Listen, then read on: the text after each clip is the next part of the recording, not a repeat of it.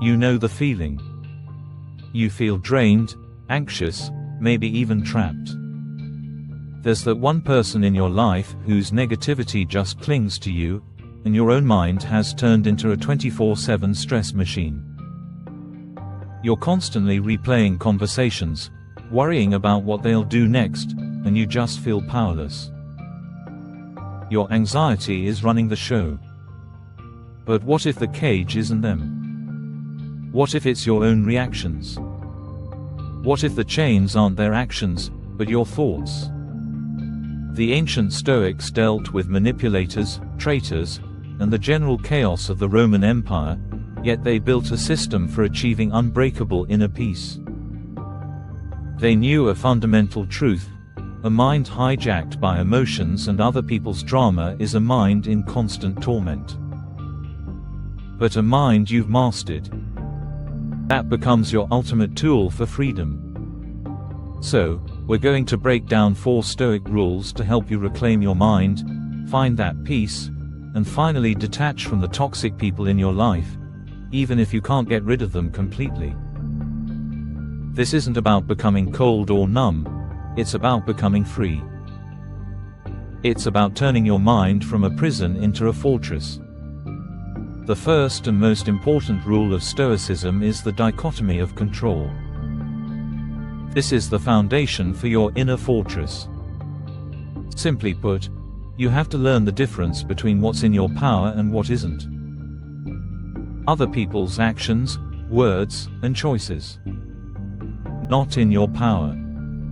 Their negativity, their drama, their criticism, all of it is external. Your real power is in how you choose to respond. As the Roman Emperor Marcus Aurelius wrote, you have power over your mind, not outside events. Realize this, and you will find strength. Think about that toxic person in your life.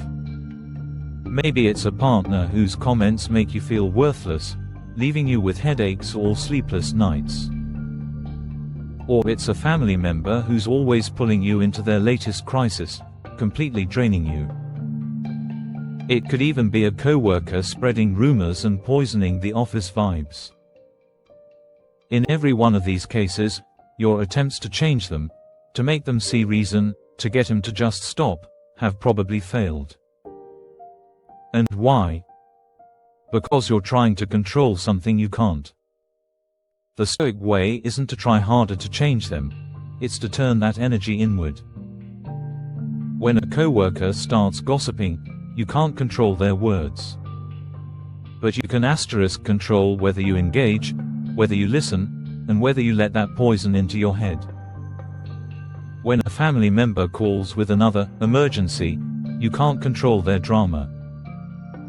But you can control whether you react with frantic obligation or with calm boundaries.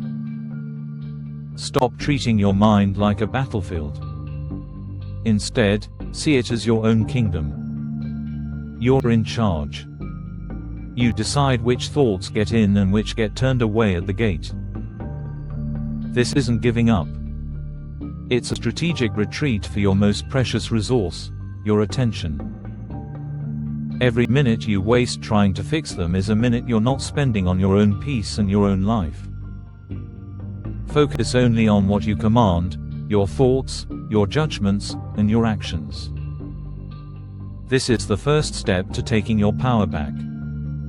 Once you know what you can and can't control, the next move is to practice selective indifference toward the things you can't. The Stoics were masters of emotional detachment, not as a way to shut down, but as a way to insulate themselves. It's about watching the chaos without letting it become your chaos. As the philosopher Epictetus, who was born a slave, said, "It's not what happens to you, but how you react to it that matters." Picture a scientist in a lab. They watch a chemical reaction, the fizzing, the smoke, maybe a small explosion, with a calm, curious eye. They don't get mad at the chemicals or try to argue with them. They just observe, take notes, and stay separate from the reaction. This is exactly how you need to start viewing a toxic person's behavior. When a friend throws a passive-aggressive comment your way, our first instinct is to react.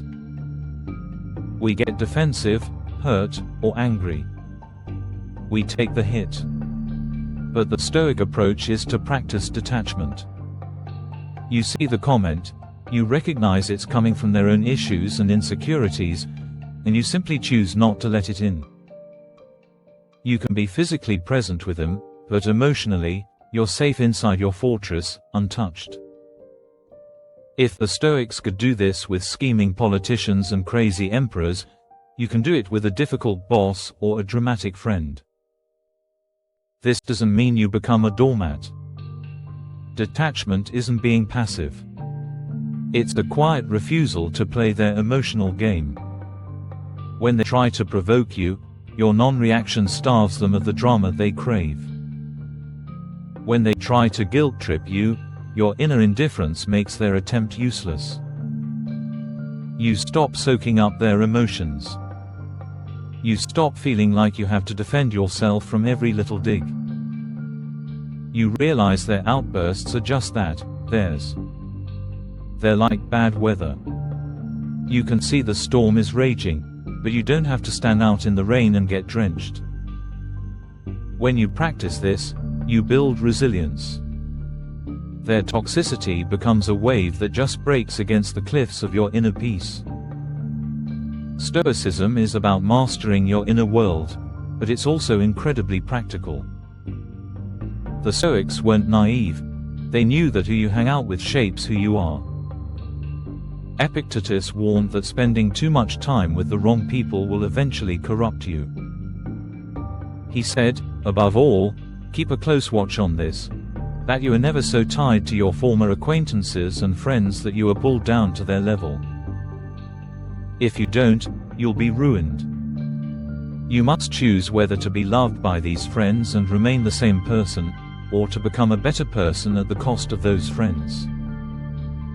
He wasn't just saying bad company is annoying. He was saying it dirties your soul, making you just as bitter, lazy, or toxic as them. And this isn't just ancient philosophy. Modern science backs it up. Research shows our social circles literally shape our habits, our values, even our biases. If you're constantly surrounded by people who gossip, complain, and find the negative in everything, that poison is going to seep into your way of thinking. You can't grow a garden of inner peace if you're letting people plant weeds in it. This rule requires a brave and honest look at your relationships. A family connection doesn't give someone a free pass to tear you down. A long friendship isn't worth keeping if it constantly leaves you feeling empty and worthless. That coworker who loves to stir up drama. You don't have to keep them happy just to keep the peace. Detaching can mean creating real, physical distance. It might mean ending a friendship. It could mean limiting contact with that family member or putting up a professional wall with that coworker. This isn't cruel, it's self-preservation. It's admitting that your mental health is more important than a connection that's destroying it. As the Stoic philosopher Seneca advised, you have to look at the impact a relationship has on you.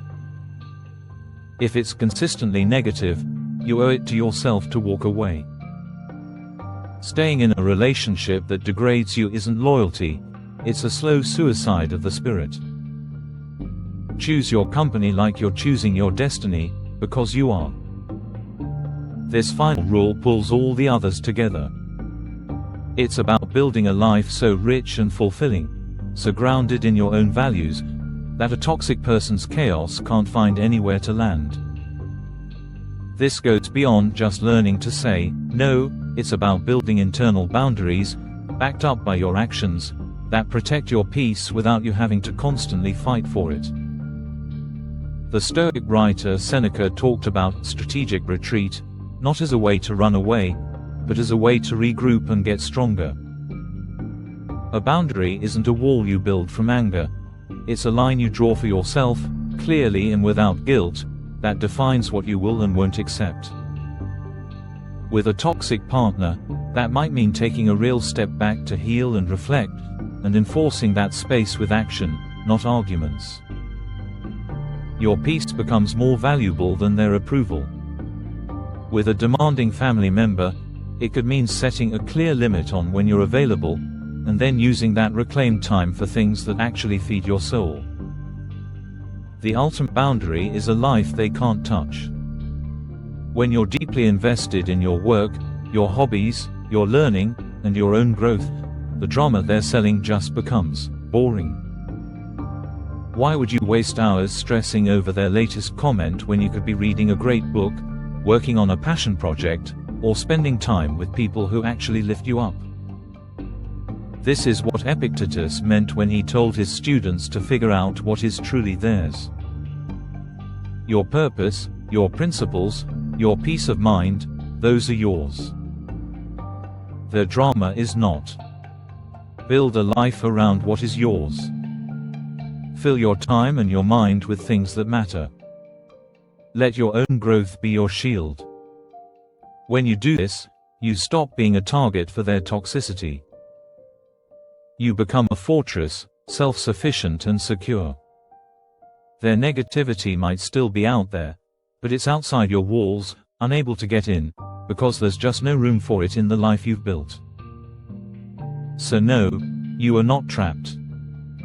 The anxiety, the stress, that feeling of being powerless, those are just the symptoms of a mind that's been given over to outside forces. But you can take it back.